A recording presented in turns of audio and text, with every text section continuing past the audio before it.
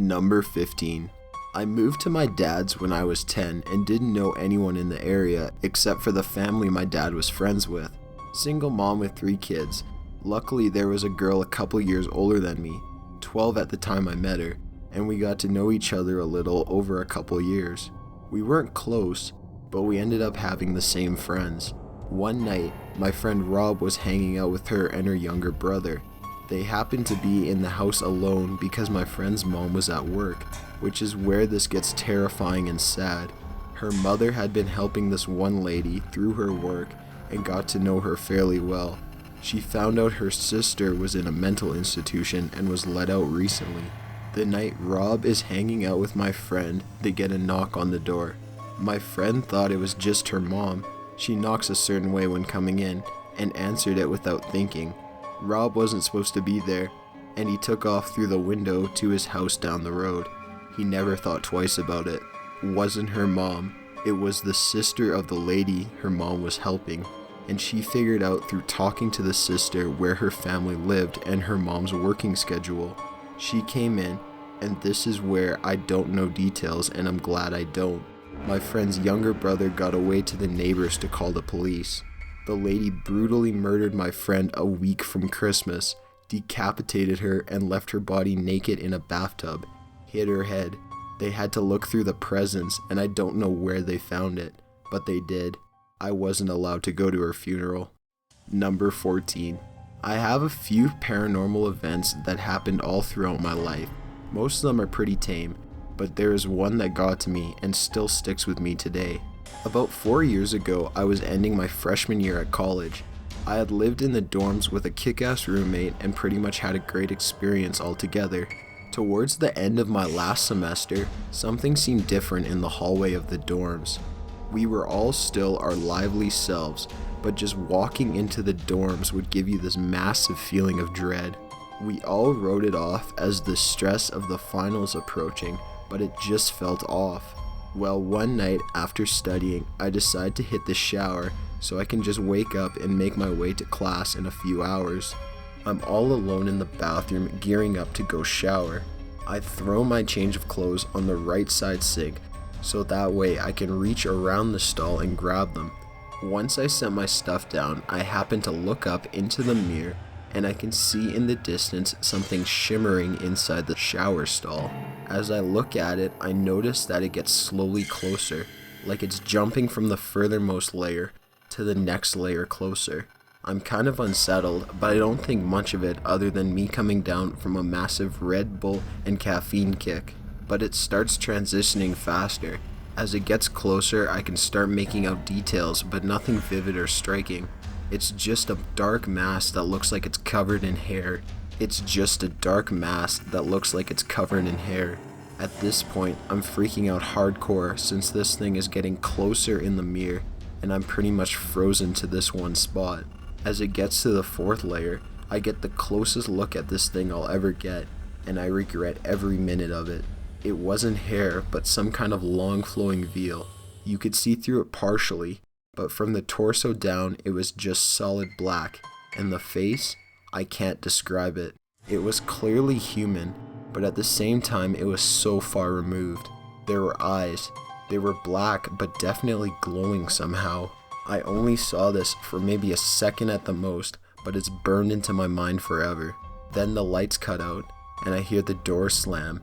It's pitch black in the bathroom, so I can't see this thing anymore. I go to open the door, but it won't budge. And then this intense smell of blood hits me out of nowhere, and that's all I remember. I woke up later in the hospital. From what my RA claims, he was on his way to use the bathroom sometime after this happened, where he found me in the shower stall with my shirt covered in blood from a massive nosebleed. He tried asking me what happened, and according to him, all I could respond with was "it saw me," and I started freaking out. So he calls an ambulance and they get me to a hospital. All the while, I'm apparently freaking out, so they sedate me to calm me down. I'm coming to around the time my parents show up, worried sick of course. I asked them what happened, and according to doctors, they believe I had a seizure.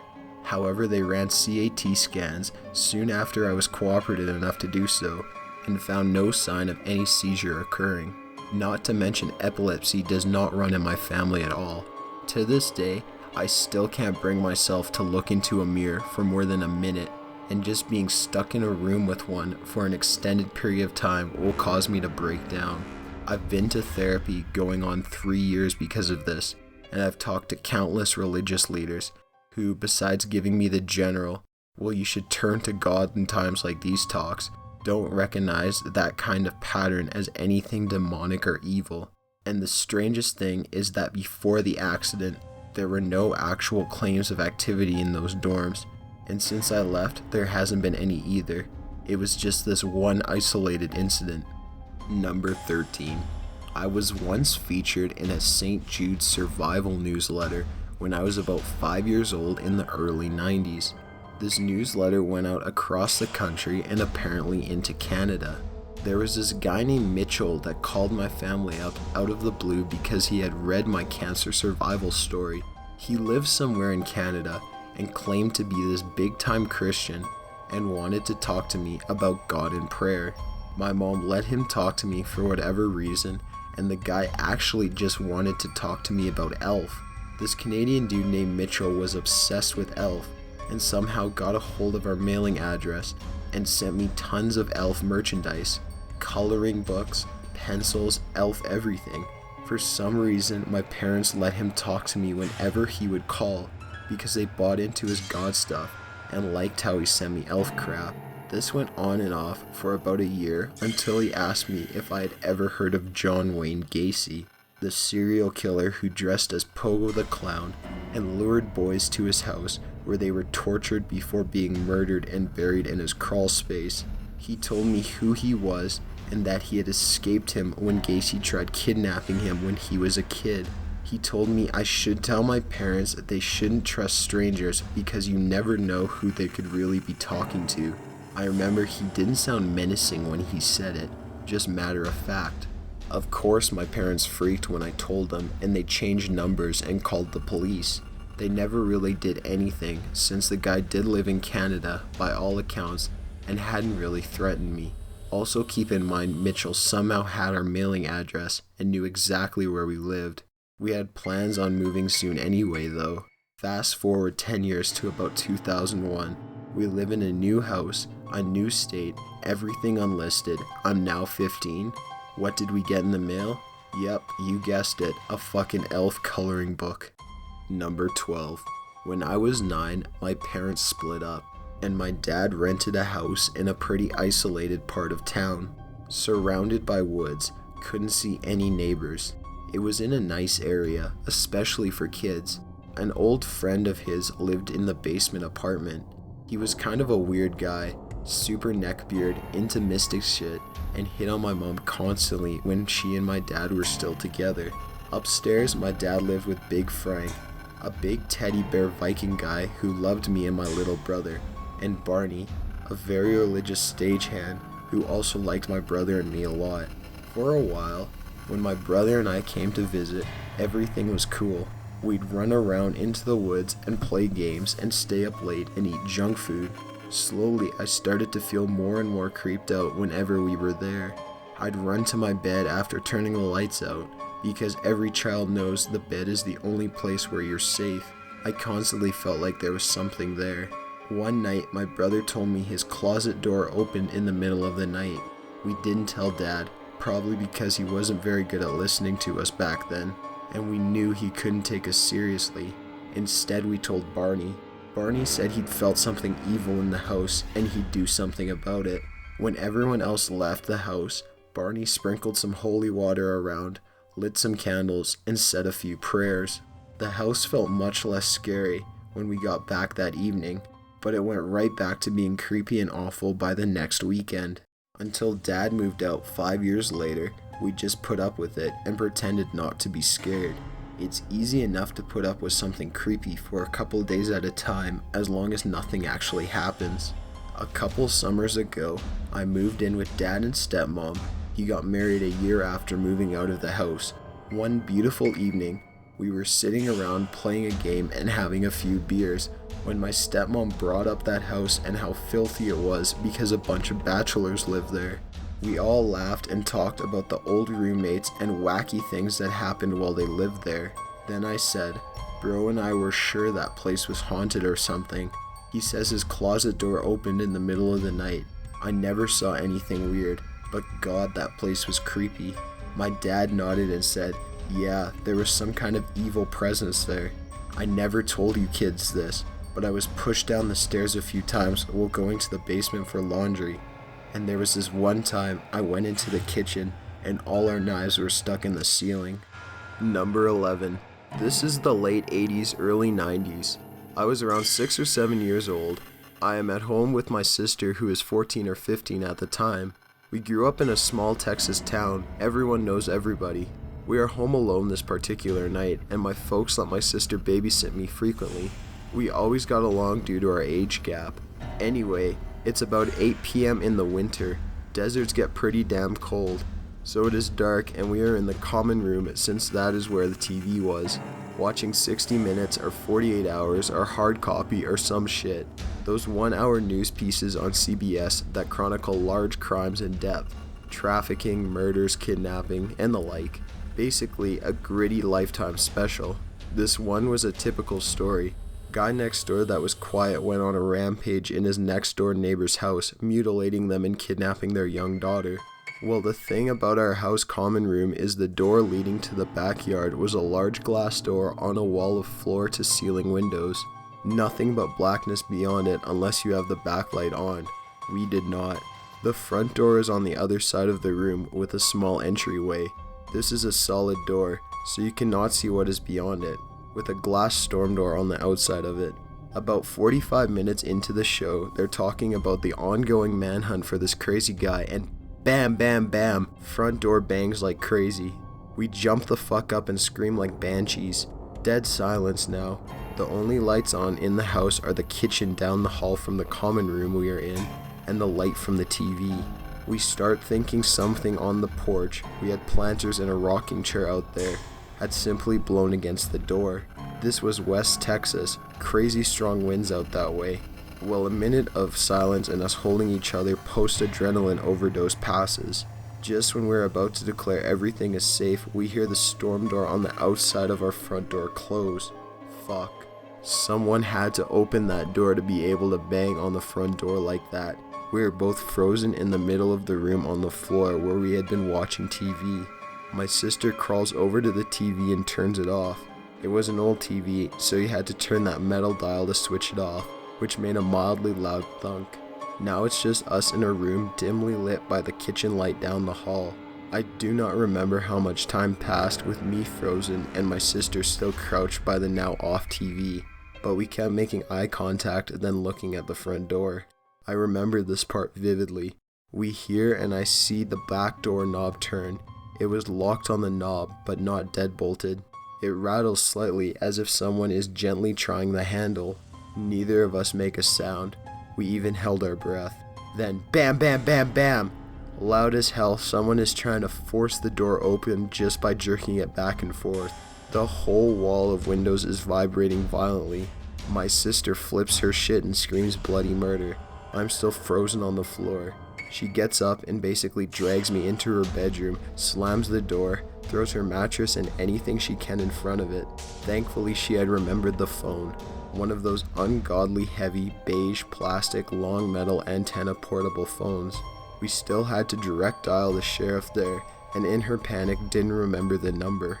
She just hit redial on the phone. It was one of her friends, and she tells them in broken gasps that someone is trying to get into our house and needs to get there right fucking now. The profanity sticks out here more than anything else. Who knows? Young brain. I am curled up on the floor and cannot stop shaking. We don't hear anything else until we see the headlights of my sister's friends and her parents driving up to the house.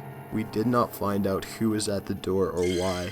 There were no signs of anything happening, but a couple of scuff marks on the bottom of the back door that we could not remember if they were there beforehand or not.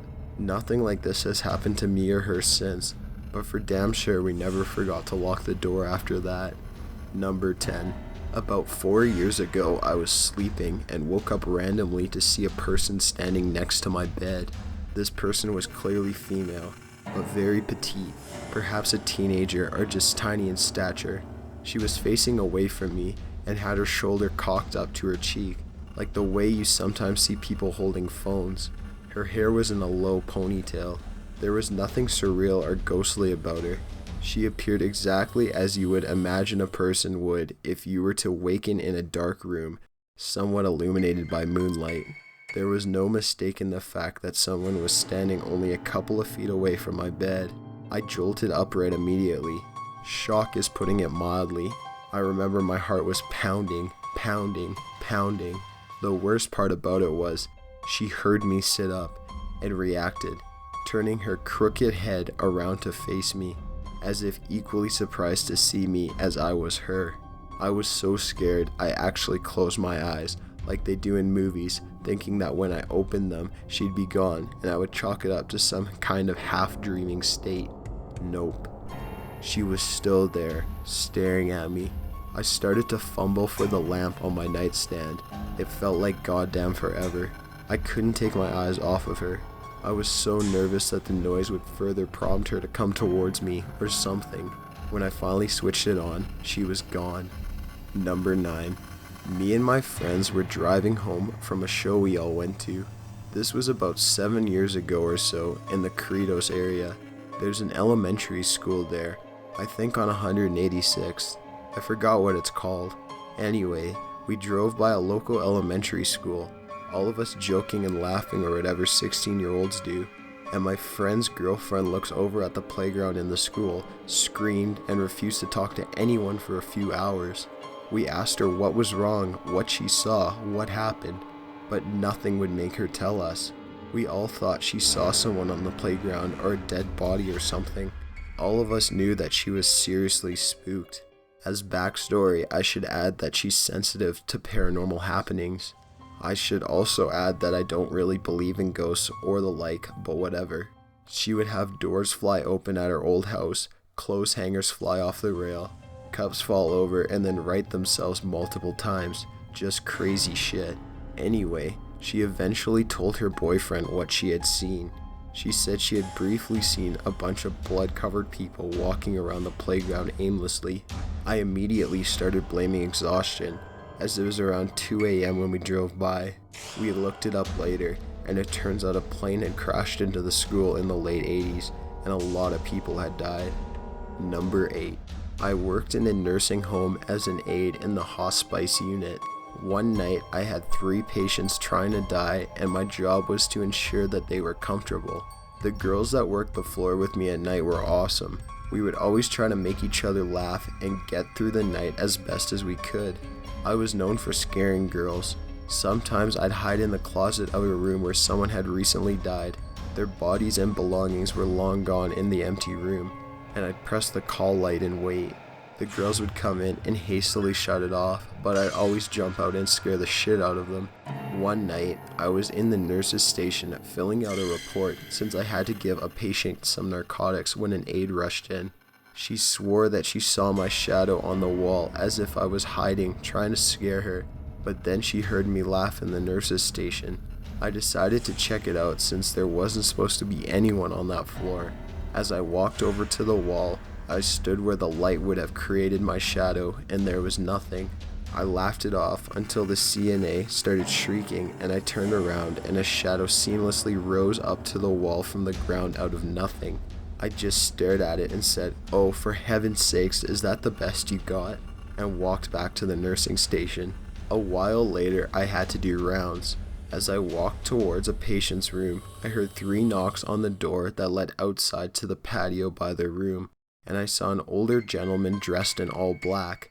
I couldn't let him in because I didn't have the access code, so I told him to hold on for a moment and I would get the nurse to let him in. When she and I returned to the door, he was gone. She went outside and we couldn't find him, so I continued to the patient's room to check on him. Blood everywhere, and the patient is on the floor bleeding. He had tried to get up, it appears, and flopped around a bit in his blood trying to get up. The nurse lifted him back into the bed and we cleaned him up.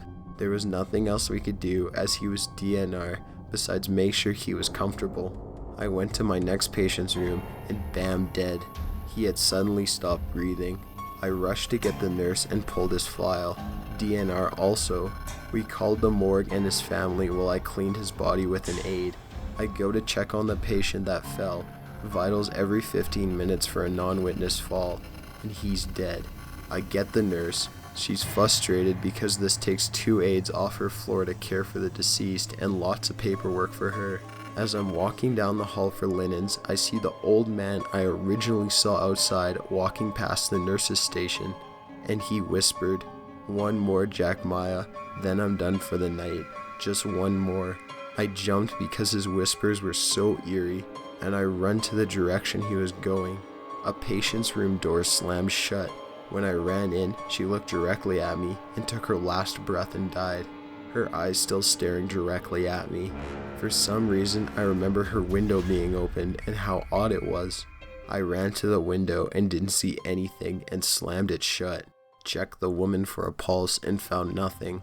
The nurse had followed me and saw exactly what I saw and heard the voice whisper as I did. She was coming around the corner and swore she saw the man, then me jump up and run after him, and like me, saw the patient's room door slam shut before I could get in there. When I had turned around, I saw the nurse standing in the door, and she could only say, "I fucking saw it too. Oh my god, I fucking saw it too." Click here to watch part 2. The link is also in the description below. Got an idea for a top 15 list? Be sure to leave it in the comments below. Be sure to subscribe for future videos. Thanks for watching.